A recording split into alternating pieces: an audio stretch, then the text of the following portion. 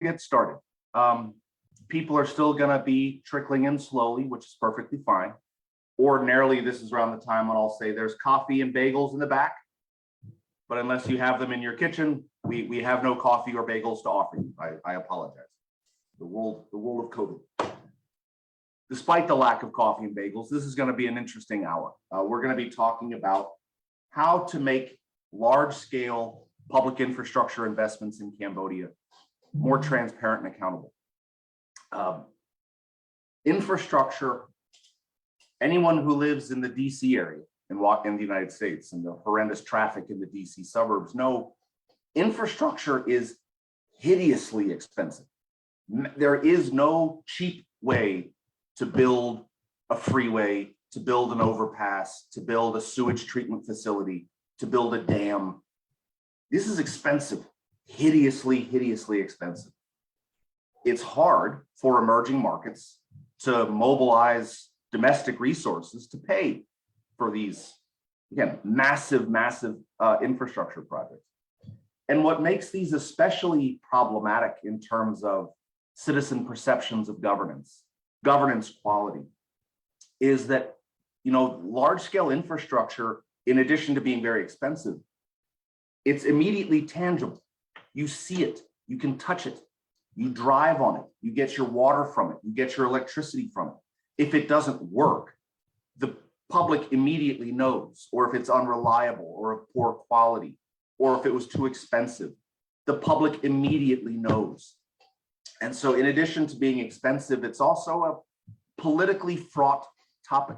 Again, not just in Cambodian emerging markets, in the United States. Governors and state legislators get voted out of office all the time over public frustration with infrastructure, public frustration with lack of transparency. So these are problems that are felt by markets everywhere, but the problems are especially acute in emerging markets, in smaller emerging markets. And in Asia, there's now the additional factor. It's not just in Asia, it's everywhere, but the additional factor is that much of this infrastructure financing is now coming from China.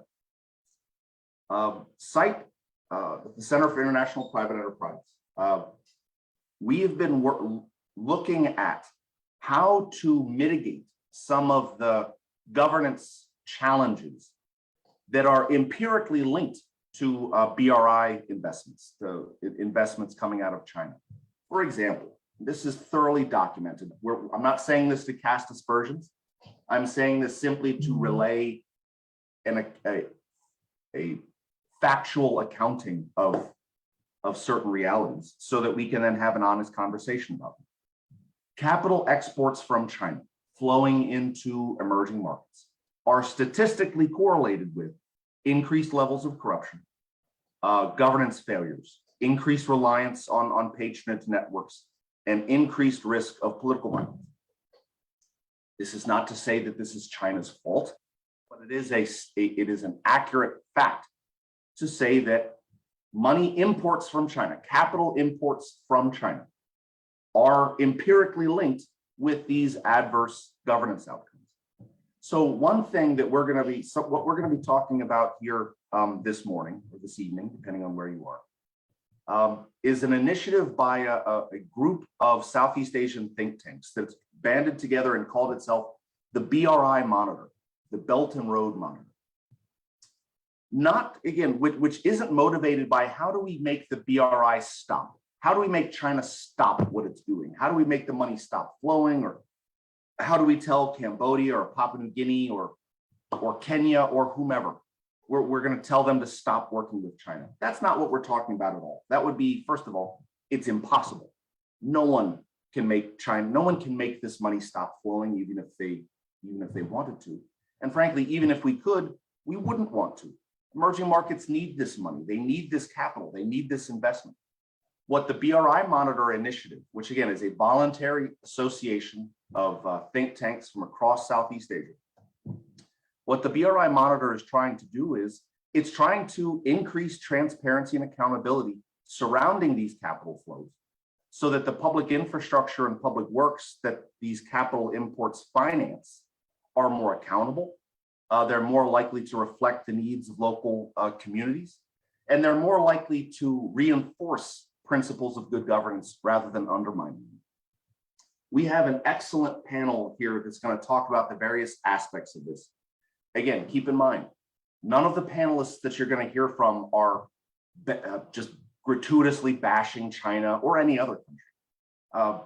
None of the panelists are going to be calling on China to stop. There's nothing so dramatic as that. What the panelists are going to be talking to you about are various aspects of how public infrastructure investments in Cambodia, in particular, public infrastructure in Cambodia financed from abroad. How can we increase the probability that these infrastructure investments reflect the priorities of local communities and reinforce good governance rather than undermine? That's what the three panelists are going to be talking with us about.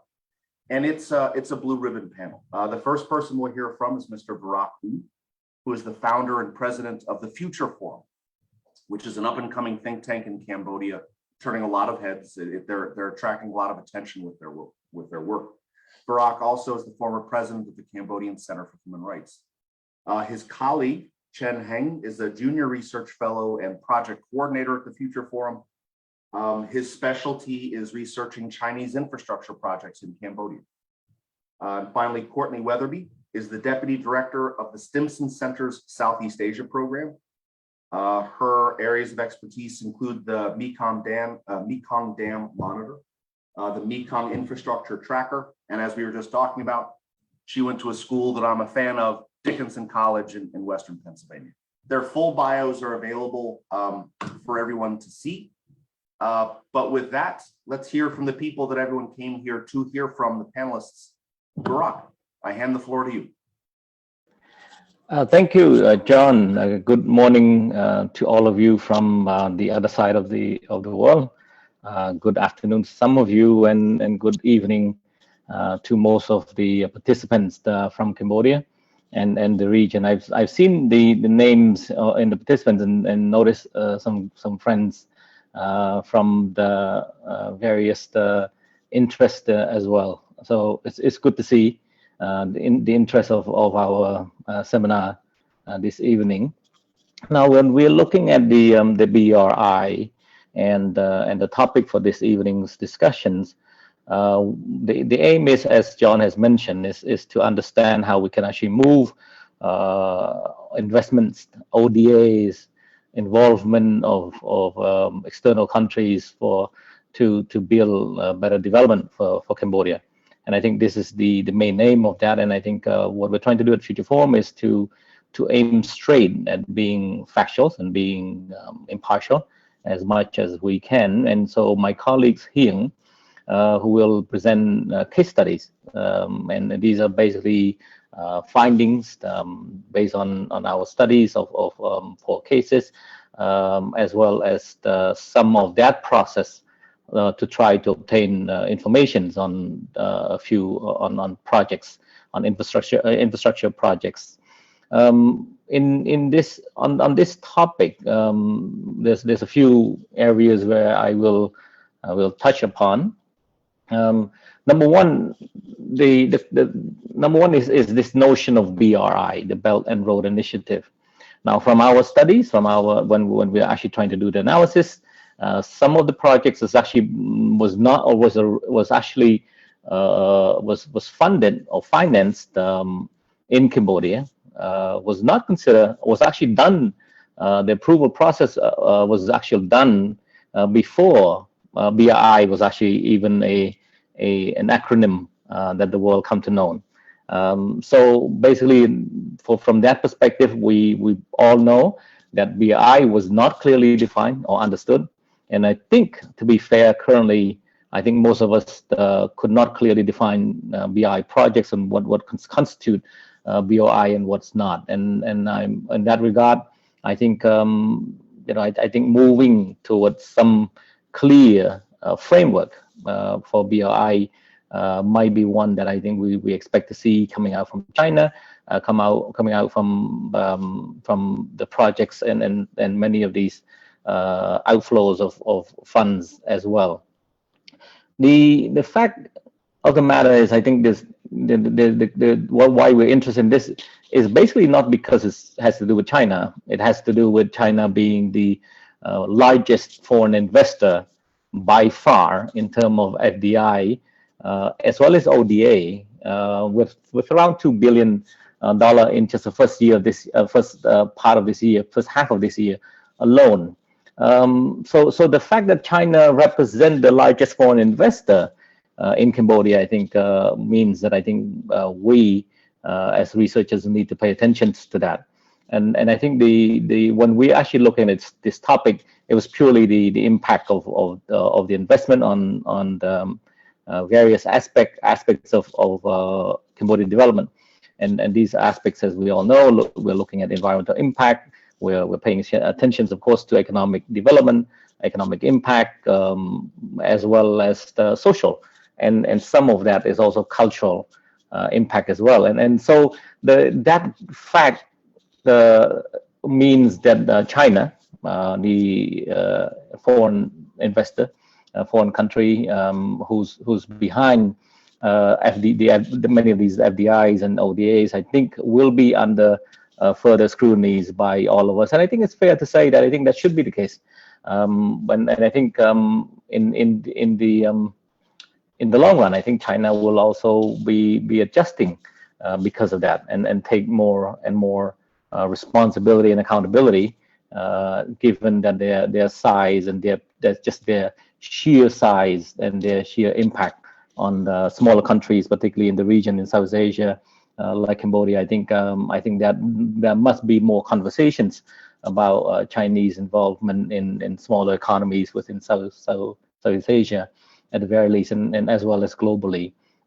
If you look at the Cambodia's reliance on China, not just for ODAs, for remittances, now China is also becoming a major export market for Cambodia.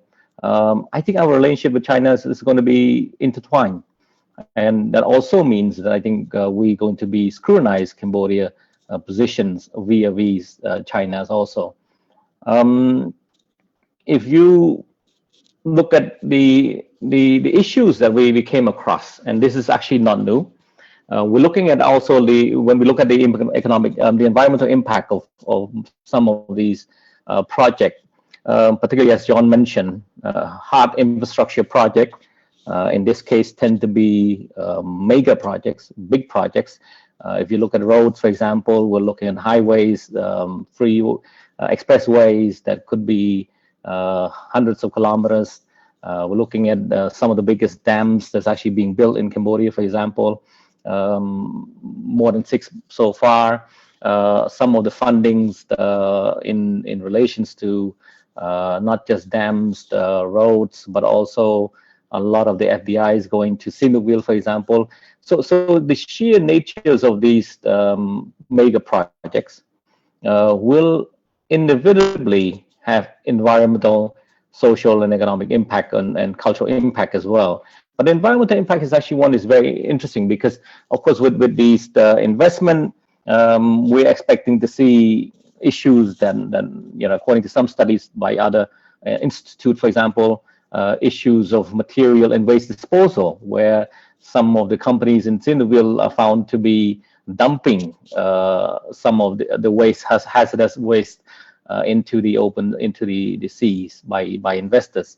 Now, in many of these things that we're looking at, one thing that is clear, and that is it seems to be what's happening in Cambodia, but at least it seems to be happening in the wild east.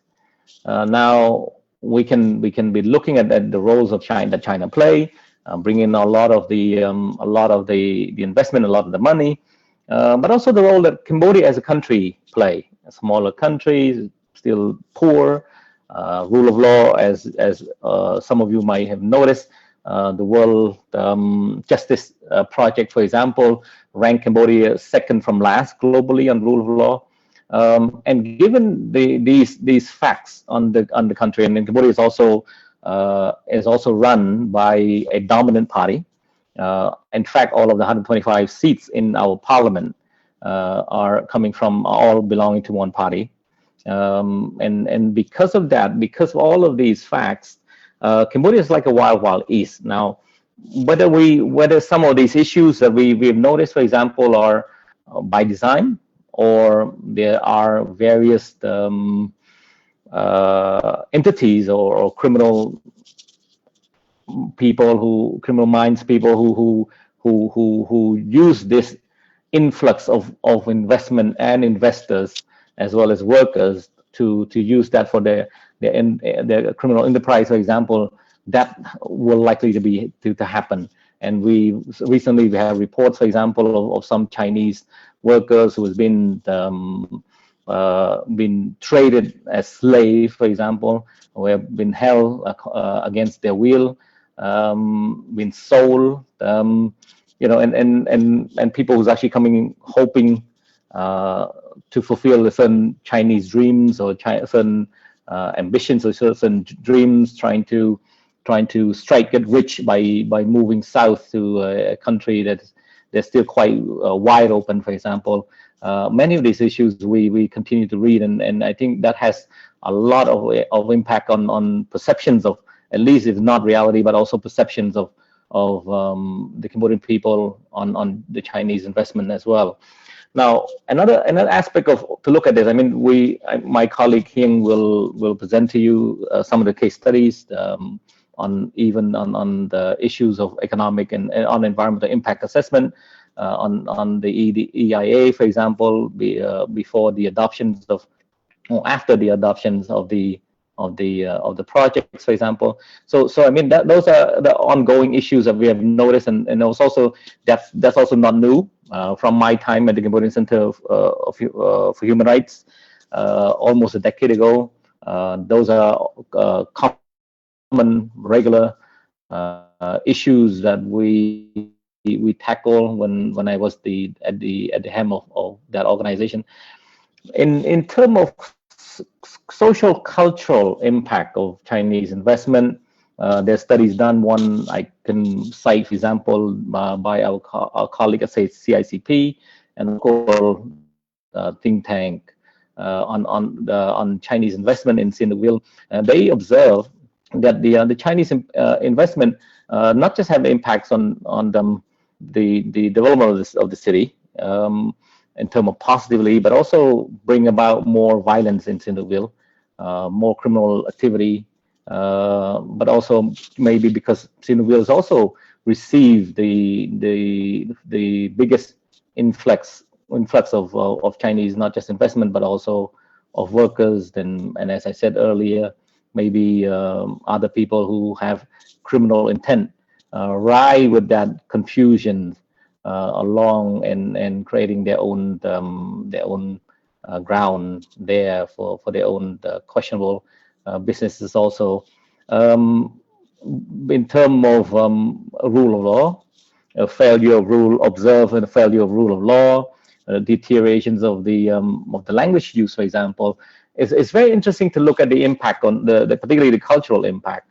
The investment from China is very, very interesting, because I think some of these current issues that was actually been raised as concerns by other countries, particularly, could be very, very serious, and as well as by local Cambodian people also, as serious as, for example, concerns of possible military presence of China in Cambodia. And that's very serious. But also you go to the other spectrum, where some of that impact is actually based on something that's annoying, but also quite funny, when a lot of the Chinese businesses open up and put up signs on their operations, on their shops, open up shops and putting the Chinese signs with the Khmer translations that has been very, very funny at times.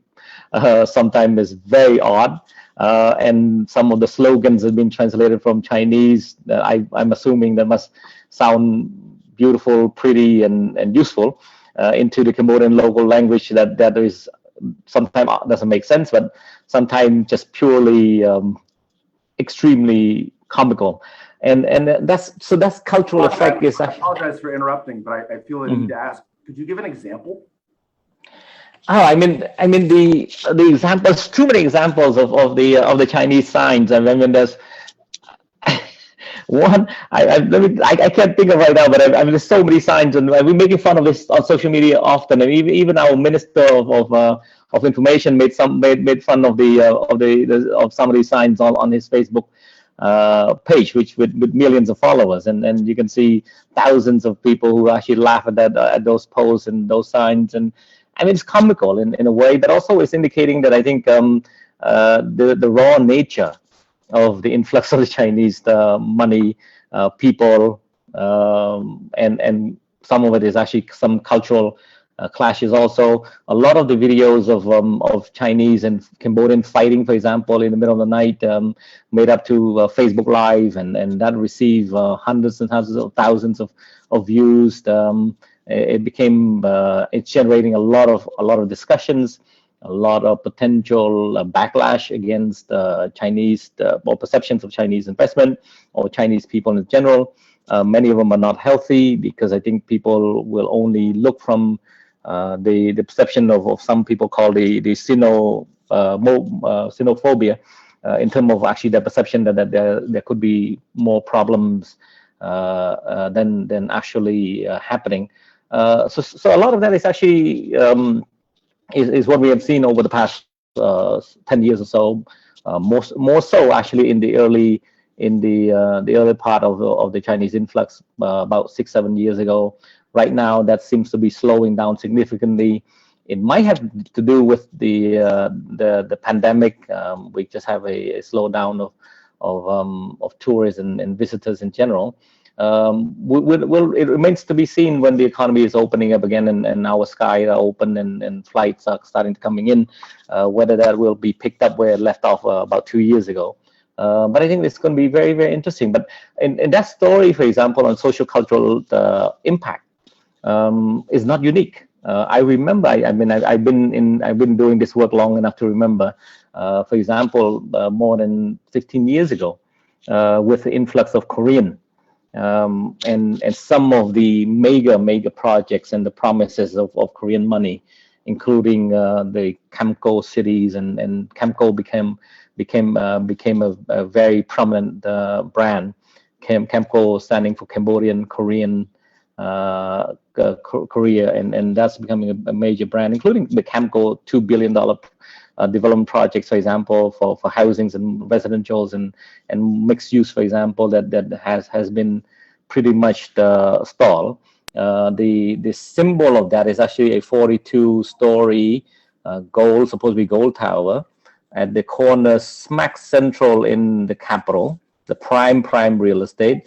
That was actually been built with some of the concretes, and it's been there without any further development for over 15 years, and it's stuck there. And that's becoming a great symbol of what the investment, or what the large promise and large investment could go wrong. And I think that's so to say that the Chinese investment are creating problems. I think we have seen it before. It's not purely just China. I think this is an ongoing issue, but I think the sheer scale of, as I said, of what's coming from up north is far more bigger than what has happened in the past. No, I understand. I think that's perfectly put, Barack, because again, as I said in my opening remarks, and it's what Heng and Courtney will be talking about. Like I said, we're not trying to get China to stop doing what it's doing, or it's rather how do we Cambodia is a poor country. It's an emerging market nation. There are institutional weaknesses. Huge amounts of money flowing in from abroad create risks for governance failures. It creates risks for bribery. That's just a statement of fact. It's also a statement of fact that certain sources of capital are higher risk than others. If the capital is originating in a country with no freedom of information, no freedom of the press, no transparency and accountability in their political processes, it makes sense that those sort of governance expectations are tied to their capital exports. So how can we collectively make large-scale infrastructure investments in Cambodia more transparent and accountable, especially those coming from abroad, irregardless of source. But of course, as the name BRI Monitor would suggest, we can't be so naive as to not acknowledge that certain sources of capital do have higher risk than others. Thank you so much, Virat. Several of the comments you made, I'm going to have a few questions for you later. To everyone listening, please feel free to submit your questions through the chat box or through the Q&A function. This is a chance to ask questions directly to people with profound expertise in these fields. With that, let me hand the floor to Hung, who's going to tell us more about the Future Forum's research on these issues. Hung, the floor is yours. Thank John. Good evening from Cambodia to everyone. Let me share my slide. Okay.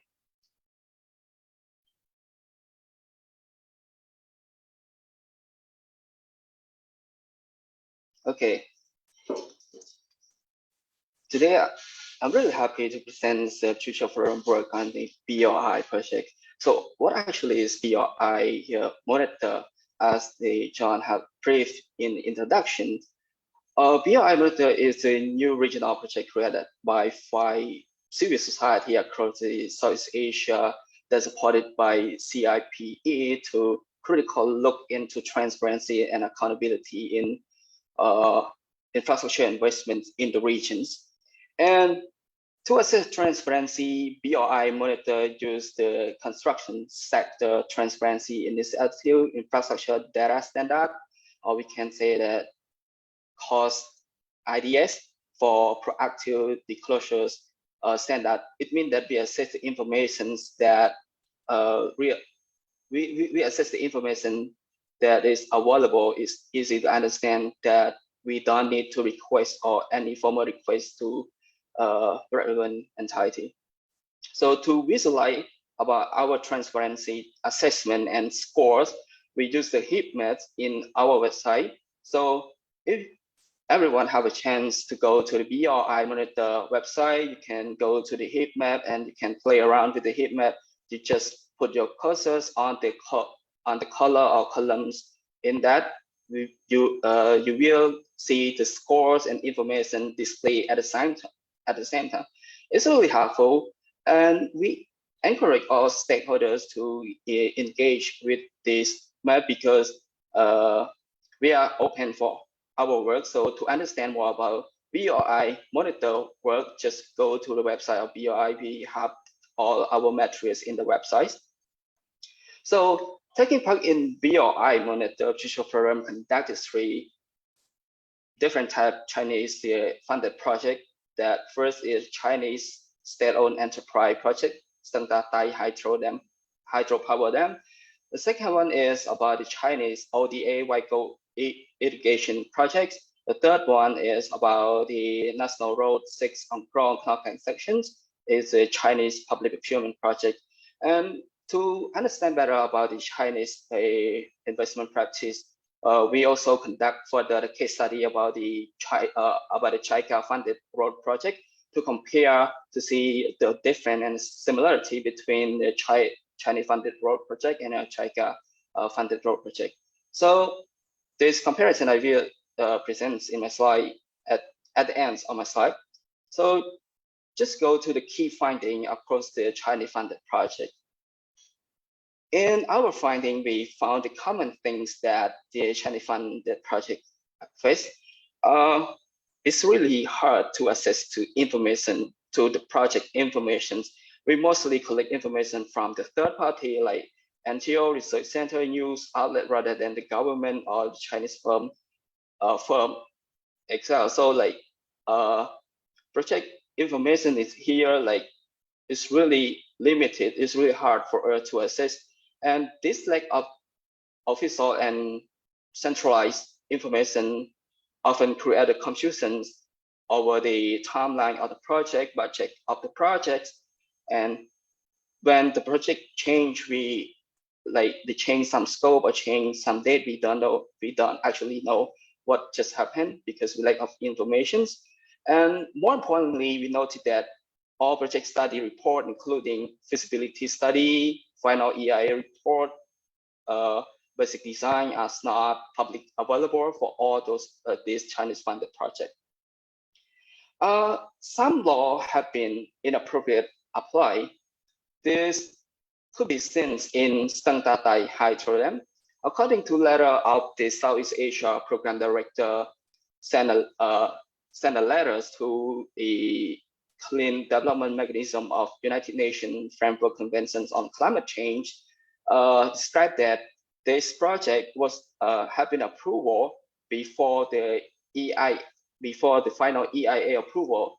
This is contrasted to Article 6 of Cambodia law on environmental protections and natural resource management that said that all the projects shall be reviewed and evaluated by the Ministry of Environment before being submitted to the government for make decision.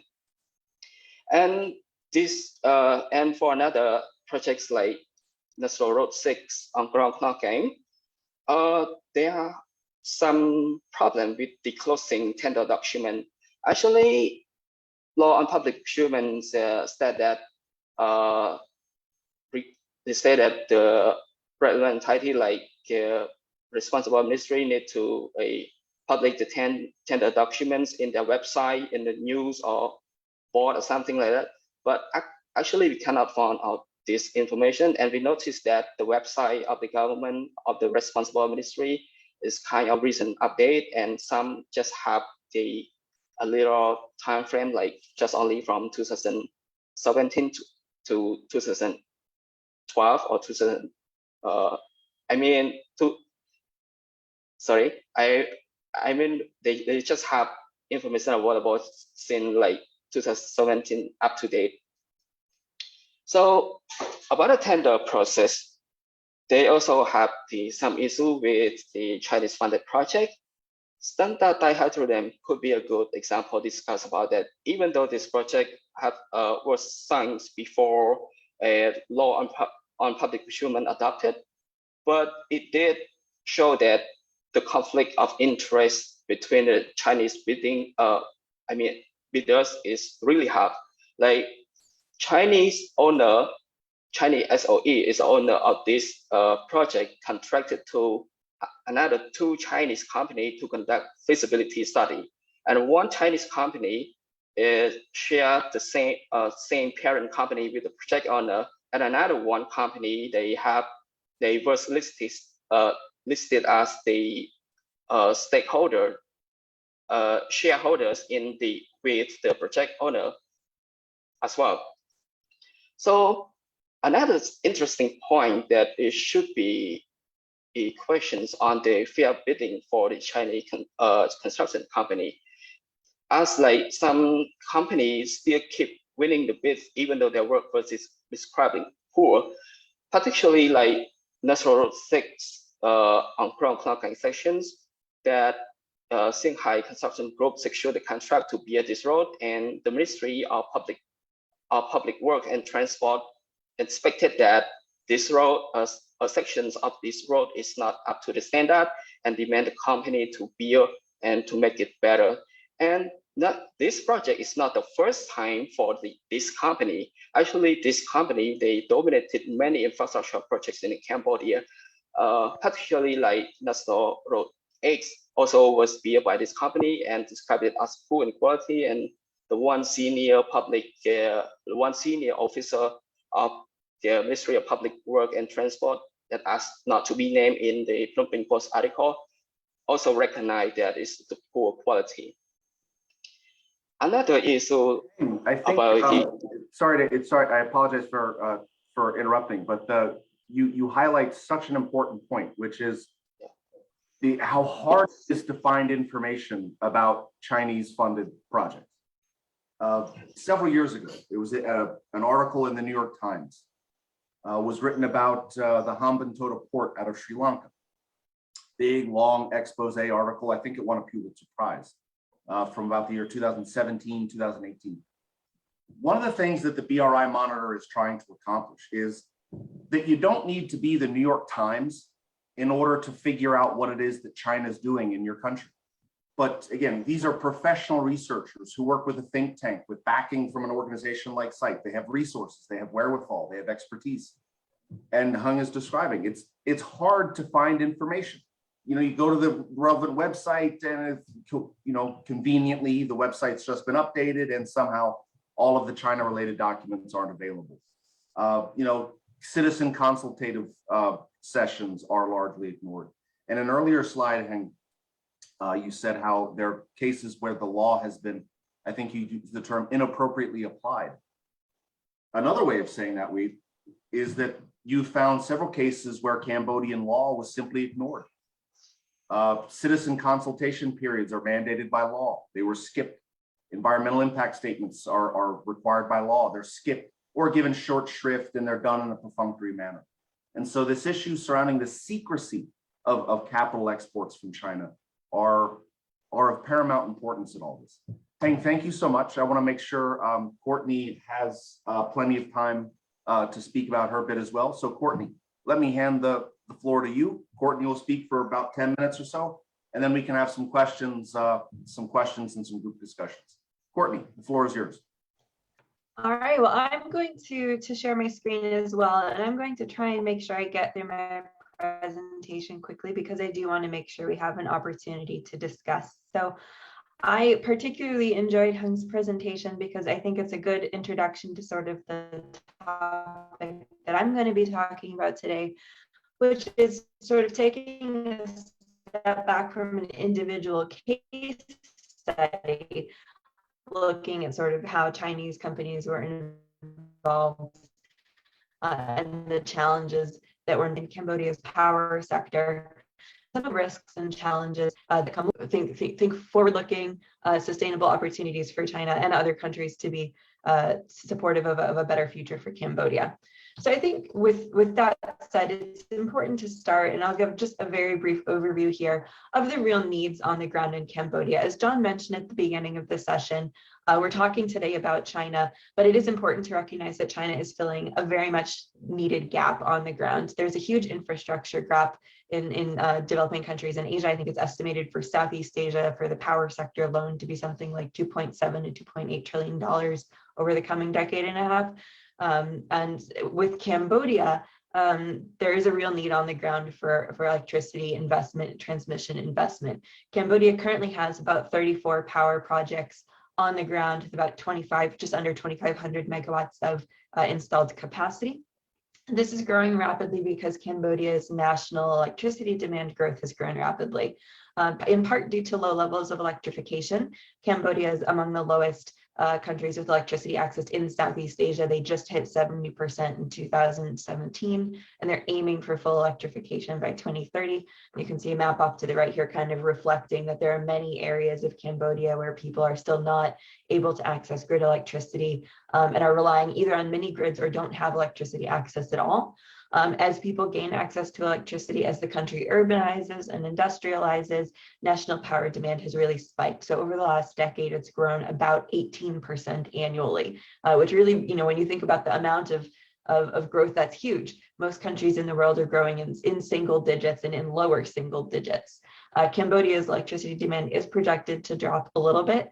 It's currently projected around 8.8% through 2030, but that still requires adding a very significant amount of electricity generation to the grid each year in order to ensure that Cambodia's economic development can continue and people's lives and livelihoods can continue to improve. Which requires, therefore, sort of an expansion of capacity from about 2,500 megawatts right now to a projected 16,000 megawatts by 2030 to ensure redundancy and security of the energy supply. Most of this energy development has happened since 2010. If you look at the chart on the bottom right of my screen here, you can sort of see how the installed capacity in Cambodia has changed over time. Starting in 2010, the energy supply began to diversify significantly into hydropower, which is currently more than half of the installed capacity in Cambodia. We also saw starting in 2013 that coal was added to the grid in small increments each year. And then starting in 2017, pilot solar projects came in. So Cambodia's electricity supply has grown and diversified significantly over the last decade. And within that context, China has been a huge player. So when we're looking at Cambodia, this map here shows all of the operational power generation plants in Cambodia right now, by color showing the type of energy they are, and by size. You can see that by far the largest projects are hydropower, and then some large coal projects down in Sihanoukville area. China is involved in 16 out of 34 of these projects. So, when you're looking just by sheer number of projects, China is a major player, as either an investor and a sponsor for the project, so essentially the owner, as a financier and just providing lending to the projects, or as an EPC contracting company that comes in and builds the projects. Most of those 16 projects, 14 of them are actually sponsored or developed by China. There are 2 where China is an EPC contractor, so they're only involved in a portion of the project. However, when we look at the installed capacity of the projects that China is engaged in, this picture suddenly becomes far more interesting. When you're looking at sort of the map here, the projects on the map, half of the operational coal plants are involved by Chinese companies. All but 2 of the hydropower projects on this map are Chinese developed. And it's notable that the 2 that are not Chinese developed are minuscule. They're probably, I believe they are the 2 tiny dots off to the right side of the screen, with only something like 2 megawatts of capacity, compared to over about 1,400 megawatts of capacity from the other hydropower projects. So China is essentially the key player in Cambodia's power sector, specifically in hydropower, and is a major player in coal. It's also notable that China is involved in 5 out of the 7 operational solar projects and 1 of the waste to energy plants. So China is involved across energy types, but they're sort of overwhelmingly involved in hydropower and coal projects. And just for comparison, you can see off to the sort of small chart on the left side of the screen here, a map showing sort of the top 5 countries where companies are involved in the power sector in Cambodia, and obviously China is sort of overwhelming there. Cambodia, of course, is involved in many of these projects as well. There is kind of a local ownership or local stake consideration for a lot of the projects in Cambodia.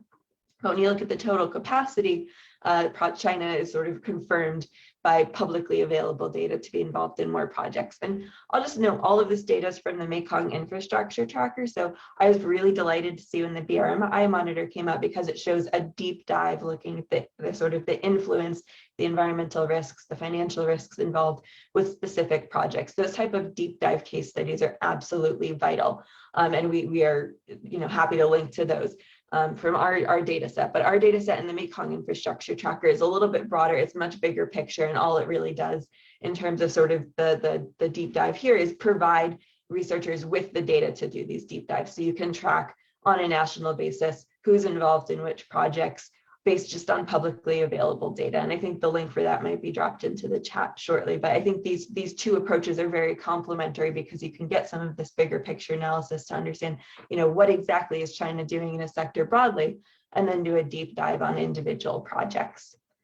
Oops, so I just jumped ahead too much, but what I did want to then jump to next is just to talk about some of the challenges involved in these projects and the opportunities within shifting policy in China to potentially support a more sustainable future for Cambodia. So, as the deep dive study on the Tate hydropower project shows, there are significant concerns associated with the environmental and social impact assessments, the way that the law is applied for individual projects.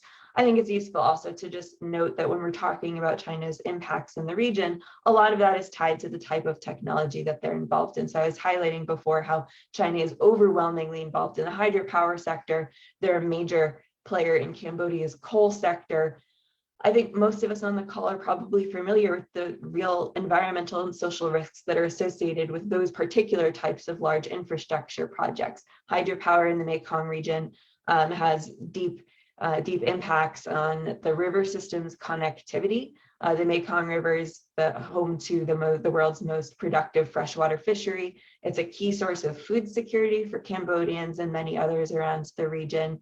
It's one of the most biodiverse rivers in the world. So there's a huge, immense value tied to the Mekong River. Hydropower can interrupt that value by blocking migration pathways for fish, disrupting sediment flows that support agriculture downstream, particularly in the Mekong Delta, where in Vietnam, 19 million people live, many of them as subsistence or commercial farmers. So, the impacts of hydropower can't really be understated. And China's involvement in this sector has been controversial, but they're not the only one involved in that sector. So many of these risks are not just tied to the investor, although there are certain risks that come with that lack of transparency and the challenges of doing good ESIAs that was mentioned by the previous speakers. But there are just challenges with hydropower broadly that it is difficult to address, although certainly not impossible. And there are a number of projects with more limited impacts that have been supported by groups like World Bank, ADB, sort of international financiers that have to hold to transparency. There are often still critiques levied at these projects over sort of the long-term impacts on communities, but at least you're able to sort of see what was done, what went into the process, who was consulted, and where there may be opportunities to improve that. That's not necessarily the case with sort of the standards used by some of the Chinese sourcing here. And I think that Tate project kind of highlights clearly some of those challenges. I think also, and I'm not going to go into too much detail on coal because I think everyone on this call is likely familiar sort of the long-term impacts of coal in terms of carbon emissions, in terms of air pollution. China is one of the few countries that's continuing to invest in new coal globally at the large scale. Now, obviously, there's been great news in recent weeks where China has indicated that the government is no longer interested in financing future coal projects abroad. I think that's a huge opportunity for Cambodia, given that coal was a big part of Cambodia's future pipeline, to consider moving away towards alternative technologies, such as renewables, such as solar in particular, which is widely available throughout Cambodia. If you look at a solar radiation map, Cambodia glows very brightly, particularly the central and southern portion of the country from the Tonle Sap down towards Vietnam. So there's huge opportunity on those floodplains to deploy rooftop solar, perhaps to deploy floating solar on the existing hydropower dams, and to invest in carefully identified areas where they will not deeply impact land use or run into some of the same issues that you would run into with other energy projects, to deploy solar as a ground mount project. And China is going to have to be part of that solution. When you look at the solar supply chain for Southeast Asia or for the world globally, Chinese companies, Chinese solar panels are deeply embedded in that. And that's been a huge boon for the renewable energy movement. But I think it's also important to sort of consider, again, those challenges that have struck large hydropower and coal projects in terms of sort of competitive sourcing and in terms of quality of ESIAs, and identify pathways to perhaps diversify the number of international investors in this sector. Solar is a very hot sector, so while China is certainly a part of the supply chain, I think there certainly is space to diversify Cambodia's sort of energy dependence on a particular country for financing to a much broader market. And there's a great pathway forward that I think has been identified through sort of the pilot projects that the Asian Development Bank has hosted in Cambodia to do this through holding open competitive auctions for projects, so that instead of just coming in with a project that has perhaps off-table conversations about who's going to be involved, the size of the project, how it's going to proceed, and instead have an open competition to see who can offer the best price, who can meet the required standards, and do this in a way that allows for greater competitiveness,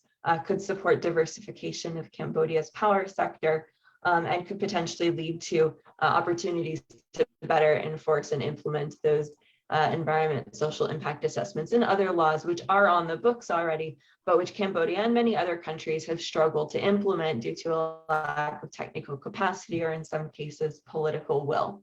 So I'm going to go ahead and stop there. I want to make sure we have the rest of the time today for our public conversation with the audience. Courtney, thank you for that. And to piggyback on the last topic you're talking about, which is the Mekong River, Stimson Center and you personally have done a lot of research on tracking the Mekong River. How do concerns, to bring up this, how everything at some level is touched or will be touched by climate change and concerns about it? How do issues or concerns surrounding drought or flooding or other adverse climate outcomes, how does this play into the construction of irrigation infrastructure, and should any changes be made to reflect this?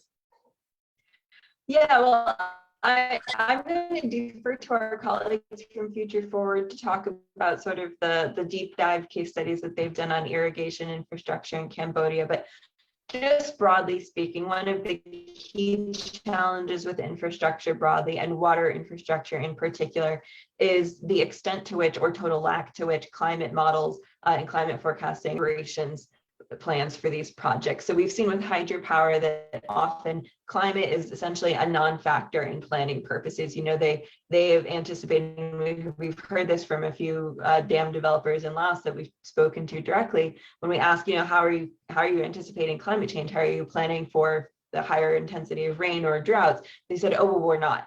You know, we're assuming that the water levels are going to be as they've historically been documented to be, and that's what we take into account for our planning. So I haven't had as many conversations with the irrigation structures, but I do think that sort of the extent to which they're required to incorporate climate modeling and climate risk into both the design and construction of projects and the operations of those projects is exceptionally important, given that we're already seeing these impacts on the ground. So I don't know if Virak or Hung can share some thoughts or comments on to the extent to which they've heard this be a part of the conversation on the ground in Cambodia, but I can just say, regionally speaking, the climate risk and climate modeling requirements are something that by and large have not been implemented to date in many of the other countries. Thank you for that, Courtney. And actually, my next question is for Heng. There's a question from the audience that dovetails with one of the questions I was going to ask you. The audience member is asking, you know, what sort of procurement reforms, what sort of governance systems should a country have in place to not put themselves at a disadvantage when dealing with China or with any other donor, but also that doesn't undermine competitiveness. Heng, my question for you is, what are ways, you know, of the case studies that you looked at, what are ways that the procurement systems could be strengthened to avoid some of the challenges and some of the pitfalls that you document? Okay, thanks for the questions. Actually, we need to realize that the Cambodia's small economics, they need the funded to be infrastructures. And China itself, they also have the problem, like they oversupply of the infrastructures which in the country, they also want to export outside. So this is the common point between the small country and China. So the question how to strengthen the procurement or government system in the country is quite challenging, but we can take the regulation as the discussion. Actually, that I noticed, like in law, they also require the relevant entity to disclose the information, but seems that they lack of the clause that said about a penalty to those who violate that regulation. So that is points that we need to address. And then from what I noticed, now responsible ministry like Ministry of Public Works or Transportations, they have like now they publicly complain about the quality of Chinese work about the road, the construction. So that is the points that we need to encourage with the responsibility, responsible ministry to work closely, not only to just inspect, but also like track the about the upwards. This is two points that I can raise about this issue. Thanks for this. Thank you, Heng. Thank you so much. And Courtney, it looks like you're tight. There is a question for Courtney in the Q&A function. It looks like Courtney is already typing a response. So thank you for that, Courtney. The last question we have, because we only have 5 more minutes, I'm going to turn it back to Virak, who will close us out with what I think is a good summary question. You know, we're talking about Cambodia and China right now, not limited to China. We're talking about foreign investment into Cambodia, but as Virak said, China is by far the largest source of foreign direct investment. They're the largest by far source of ODA. And as we pointed out, as everyone knows, capital exports from China are empirically linked with adverse governance outcomes. It's what we're here talking about. How do we mitigate some of these governance challenges so that capital flowing in from China or from wherever reinforces good governance rather than undermines it? So a question for you, Virak. You know, you use the term sinophobia, that there's, you're seeing signs of some emerging sinophobia was the word that you used. And you talked before about the perception of Chinese investments in Cambodia, how the topics become even more sensitive. My view is just because we're talking about China doesn't mean it needs to be cloak and dagger and secretive, and we have to make sure our phones aren't being tapped and we're not being spied on because we're talking about China. How do we desensitize this topic? How do we depoliticize it in Cambodia so that think tanks, academics, scholars, civil society, private citizens can talk about this? China's not going anywhere. China and Cambodia are close partners. They're basically strategic allies. So the alliance isn't going anywhere. But in order to make the alliance and the partnership more productive for Cambodia, we need to talk about it from time to time, which, because it's China, is hard to do. So Virak, how do we depoliticize this? How do we lower the temperature somewhat so that we can have rational, fact-based conversations about what China's doing in Cambodia? Well, as I said, thank you for the question, John, and thank you for the presentation by my colleague and Courtney. And you're asking a very good question. I think there's a few points I want to raise in wrapping up. Number one, I think China needs to realize it's actually is a giant within the neighborhood. Whether it's a panda, a soft giant, it's a soft giant, or it could be a grizzly. Regardless, when China is making a move, they're creating anxieties among a lot of people here, and I think China needs to be very cautious, more cautious. The fact is, I think China should present themselves to be more scrutinized, because come with rising influence, come more responsibility. I think that means there will be a lot more people questioning the role China play globally, and more particularly in the region. Now, my views in terms of Chinese-Cambodian relations, I think, and I think I'm more optimistic about this. I think China and the Chinese investors and people will learn to live outside of their borders. That means they're going to go out. They're going to behave like bad tourists from other countries. But I think eventually they will learn. Their exposures, the maturities will be there. Cambodians, with the influx of China and Chinese investments, I think we will learn to live with China and to live with the Chinese. And I think there must be some cultural adjustment, but also some governance adjustment also. But more importantly, I think our Prime Minister, as on the COVID vaccination issues, asked, if not China, then who will help us? And I think that same question could be applied to all world development issues also. And that is, if it's not China, then who? In terms of infrastructure investment and all that. And I think the answers is, I think we need to look inward toward our young populations, our young people. Hing is a good case. He was a young research fellows, part of the training program within Future Forum, and now he's able to do more work to discuss the policy ramifications, for example, and recommendations on how to improve the country. I think looking inward and become a strong and confident nation is the only way to build better alliances and friendship broadly. And alliances and friendship broadly will benefit us.